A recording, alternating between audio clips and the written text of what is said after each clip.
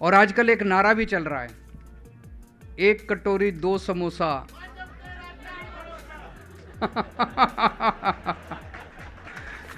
एक कटोरी दो समोसा, एक कटोरी दो समोसा। इस बार भगा दो इन लोगों को। अभी आज केजरीवाल जी वो नेता नहीं है जो कहते हैं नहीं हो सकता। आज केजरीवाल जी ऐसे नेता नहीं है जो कह सकते हैं हो सकता है। केजरीवाल जी कहते हैं हो सकता है, और हमने करके दिखा दिया। दिल्ली में, पंजाब में हो रहा है। गुजरात के भाई और बहनों, एक मौका दीजिए केजरीवाल जी। लोगों की बिजली फ्री कर दी, इलाज फ्री कर दिया। ये फ्री की रेवड़ी थोड़ी है। अगर ये फ्री की रेवड़ी है तो मोदी साहब मुझे ये बता दीजिए, हर व्यक्ति के खाते में 15 लाख आने वाला पापड़ किसने बेचा था? नमस्कार, स्वागत है आप सभी का लोकमत हिंदी पर। मैं हूं आपके साथ मेघना सचदेवा। ये सभी बातें जो अभी हमने आपको सुनाई हैं, ये गुजरात चुनाव के लिए आम आदमी पार्टी के ताबड़तोड़ प्रचार के दौरान की हैं।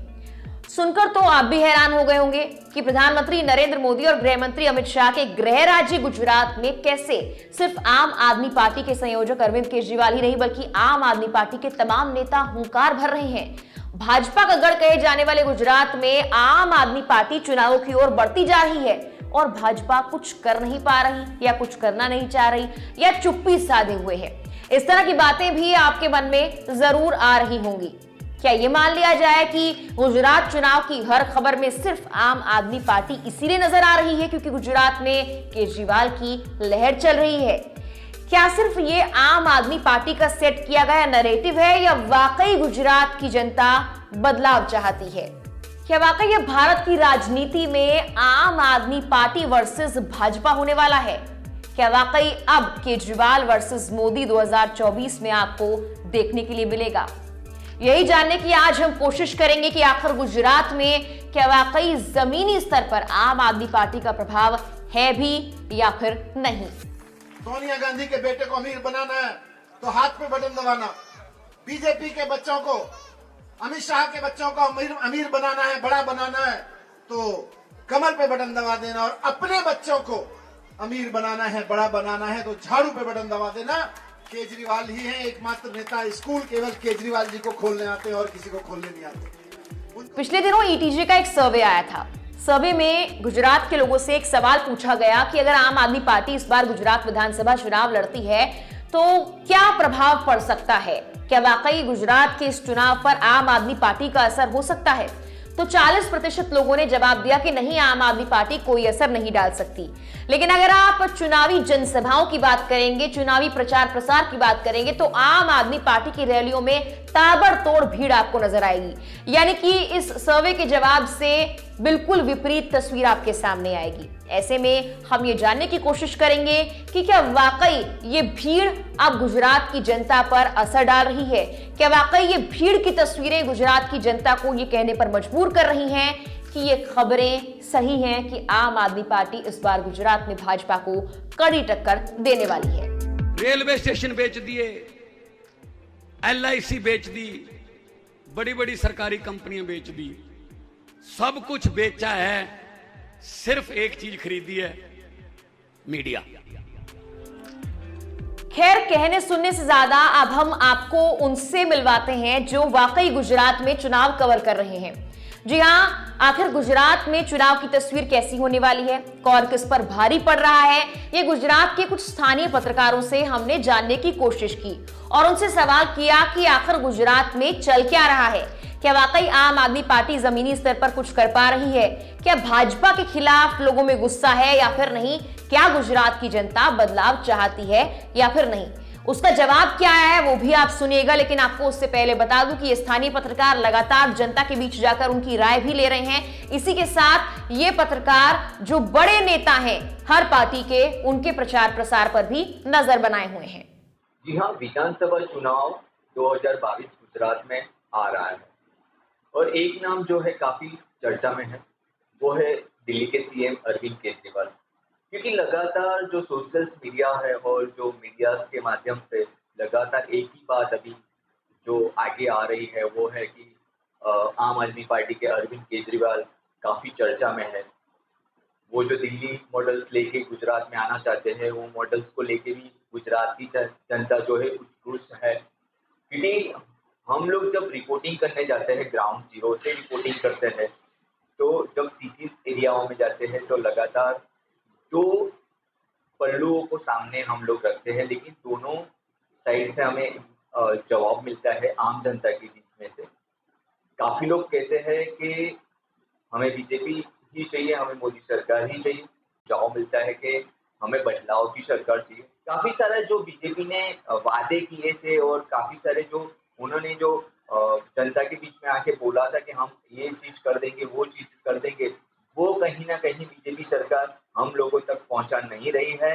इसके लिए हम लोग ये जो विधानसभा चुनाव आ रहा है, इनके अंदर हम लोग कुछ बदलाव चाहते हैं। इसके लिए हम लोग अभी जो सामने आ रहा है, हमारे सामने जो चेहरा है, वो सिर्फ और सिर्फ अरविंद केजरीवाल है। लेकिन जो कांग्रेस पार्टी का नाम लिया जाए तो कांग्रेस पार्टी कहीं ना कहीं यहाँ पे अभी मुद्दा बनते हुए सामने नहीं आ रही है, क्योंकि कांग्रेस कहीं ना कहीं जो है उनका वर्चस्व है गुजरात में, वो वर्चस्व होती हुए नजर आ रही है। और लगातार जो दो पार्टी है, जैसे कि बीजेपी और आम आदमी पार्टी, गुजरात में जो दो ही पार्टी ऐसी है, जो आम आदमी पार्टी और बीजेपी, उनकी कांटे की टक्कर गुजरात में सामने आ रही है। जिस तरह गुजरात के अंदर आम आदमी पार्टी अपना कैंपेन बढ़ा रही है, विधानसभा के जो चुनाव आ रहे हैं उसको देख के जो आम आदमी पार्टी की जो गतिविधियां गुजरात के लिए तेज की गई है, जबकि देखा जाए हम लोग जीरो ग्राउंड रिपोर्टिंग करते हैं, लोगों के बीच में जाते हैं और उस तरह से हम लोग बातचीत करते हैं, तो हमको पता चल रहा है कि कहीं ना कहीं आम आदमी पार्टी अपनी एक जगह बनाने की पूरी कोशिश गुजरात में कर रही है।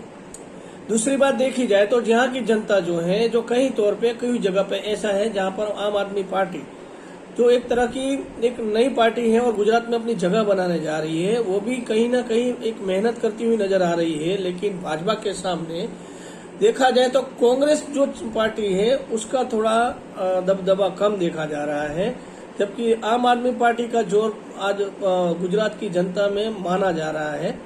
किंतु सरकार जो बनने वाली है वो भाजपा की देखा जाए तो तय ही लग रही है, एक तरह से नजरिए से देखा जाए, क्योंकि सामने भाजपा ने भी गुजरात के अंदर उसी तरह से काम किए हैं, उसी तरह से लोगों को दिया है कि आम आदमी पार्टी आज कांग्रेस जिस तरह से है उस तरह से एक नई पार्टी की तरह गुजरात में उभरना चाहेगी।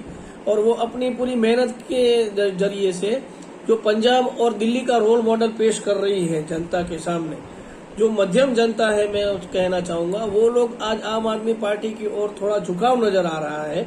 जब गुजरात मॉडल को लेके पीएम नरेंद्र मोदी जी पूरे देश में चले थे, तभी तो पूरे देश में बीजेपी का एक दबदबा हुआ था, एक डंका बजा था।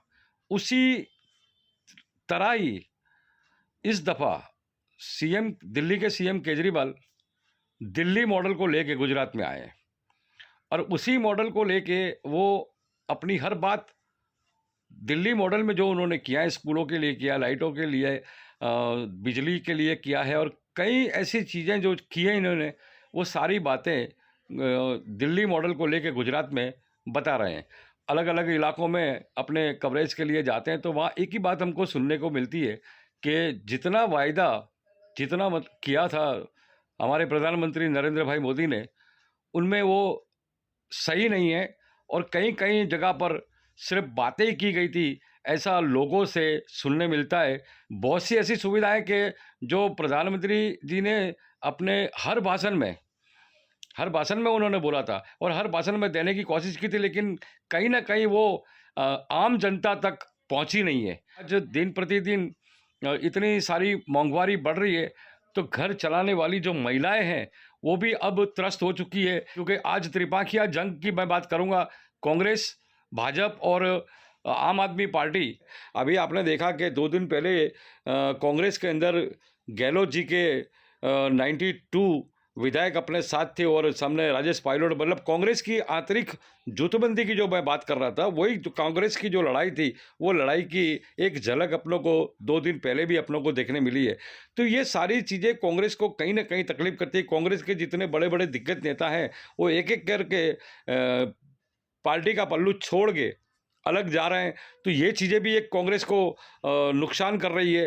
तो ये बहुत सी ऐसी चीज़ें हैं कि जो अक्सर बीजेपी एक बात तो करती है कि ये परिवारवाद चलाते हैं, और परिवारवाद की बात को लेके अक्सर बीजेपी की हर कोई भी छोटा बड़ा नेता होगा तो ये परिवारवाद की बात कांग्रेस की ला के रखता है।